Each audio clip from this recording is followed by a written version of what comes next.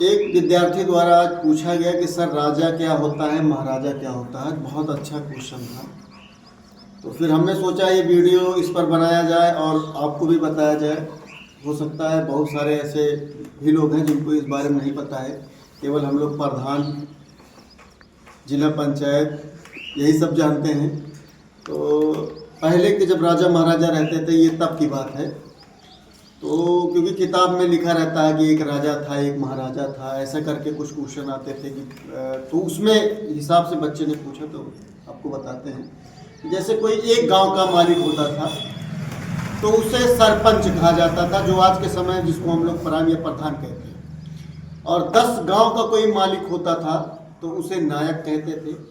100 गांव का कोई मालिक होता था, 100 गांव का मुखिया होता था, 100 गांव को मिला करके उसका जो मालिक होता था उसे सामंत कहते थे।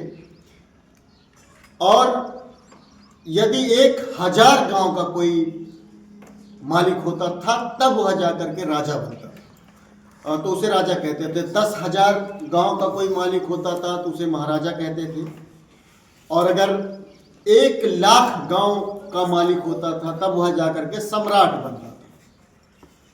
और यदि 7 लाख से अधिक गांव उसके अधीन होते थे तब वह जाकर के चक्रवर्ती सम्राट बनता था। जैसे चक्रवर्ती सम्राट में चंद्रगुप्त मौर्य का नाम, अशोक महान का नाम, राणा प्रताप जी का नाम और राजा भरत का नाम, राजा हरिश्चंद्र, ऐसे बहुत सारे राजाओं का नाम है। तो इस तरह से सुटेबल किया गया था। जैसे आज के समय में राष्ट्रपति है, प्रधानमंत्री हैं, ये ऐसे पहले राजा महाराजाओं के टाइम में ऐसे किया गया था। धन्यवाद, नमस्कार।